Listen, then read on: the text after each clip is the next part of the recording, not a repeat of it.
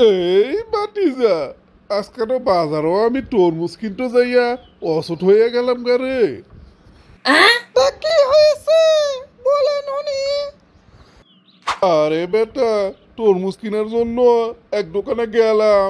সে তরমুজ লইয়া কাইটা হাতে নিয়া কোয়া শুরু করলো, আই কিরে কিরে, ওই কিরে কিরে, মধু মধু। আমি কইলাম, এই বেটা, আমি কি মধু কিনতে মাইছি রে, তরমুজ বালা দেখা।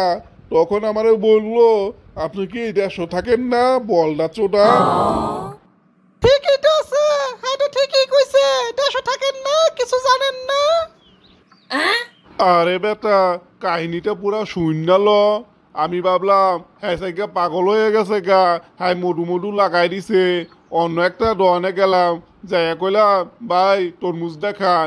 হ্যাঁ গেল জানিস, তরমুজ লইলো, কাইটা বার করিয়া হ্যাঁ কোয়া শুরু করলো, ওই কিরে রসমালাই রসমালাই। ক মিজাজটা কেমন লাগে। তখন আর তরমুজ না লইয়া মনের দুঃখে আইয়া পড়লাম। আমি কি মধু রসমালাই কিনতাম গেছি, তুই ক।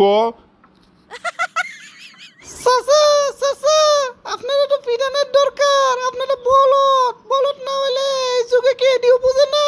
আপনি জানেন না এটা ভাইরাল হইছে। Wow. এই বেটা, ভাইরাল আবার কি রে, আবার কি ভাইরাল হইলো রে, তরমুজও কি ভাইরাল হইলো নাকি? চাচা চাচা, এই যুগে কুত্তার গুও ভাইরাল হয় আর তরমুজ তো সাধারণ ব্যাপার। আপনি মনে জানেন না, খারান আপনার একটা জিনিস ডাইট আছে, টিভিটা ছাড়েন।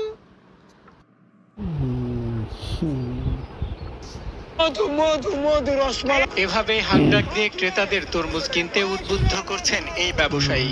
রীতিমতো সোশ্যাল মিডিয়ায় ভাইরাল বনে গিয়েছেন তিনি।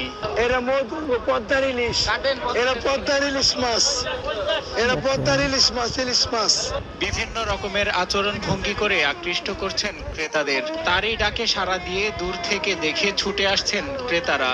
প্রতিটি তরমুজ চোখের সামনে দেখিয়ে ওই কিরে ওই